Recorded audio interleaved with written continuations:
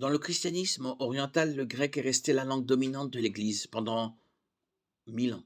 Par conséquent, la grande majorité des manuscrits grecs sont orientaux, byzantins. Ces manuscrits se ressemblent beaucoup entre eux et sont probablement tous des copies des mêmes manuscrits grecs. Malgré leurs similitudes, les manuscrits byzantins comptent beaucoup de différences avec ceux de l'Occident ou du centre du monde chrétien. En partant de trois manuscrits, si l'un est copié 100 fois, l'autre 200 et le dernier 5000 fois, quel sera le groupe majoritaire? Le troisième, bien sûr. Mais ce groupe n'est pas pour autant plus proche de l'original que les autres. Il comporte seulement plus d'exemplaires. La méthode critique éclectique de critique textuelle accorde le même poids aux manuscrits de différentes régions, bien que les manuscrits orientaux soient largement majoritaires.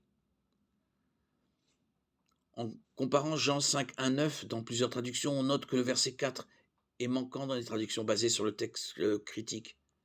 Dans le Textus Receptus, Jean 5, 10 dit qu'un ange descendait de temps en temps dans la piscine et agitait l'eau. Et le premier qui descendait dans l'eau après qu'elle avait été agitée était guéri, quelle que soit la maladie. Pourquoi ce verset manque-t-il dans des traductions bibliques fondées sur le texte critique? Jean 5,4 n'apparaît pas dans la plupart des manuscrits les plus anciens. Ce verset apparaît dans tous les manuscrits byzantins, mais dans peu de manuscrits non orientaux. Il est plus probable qu'un scribe ait ajouté une explication plutôt que de la retirer.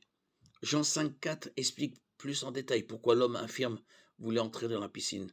Pourquoi un scribe retirerait-il ce verset? Cela n'a pas de sens. En revanche, l'ajout de la tradition de l'ange a du sens. Voilà pourquoi le texte critique électique n'inclut pas Jean 5,4. Quelle que soit la méthode de critique textuelle que vous préférez, ce sujet doit être abordé avec grâce, douceur et respect en laissant de la place au désaccord entre chrétiens. On peut débattre des méthodes, mais sans s'en prendre à la personne ni juger les motivations de ceux avec lesquels nous sommes en désaccord.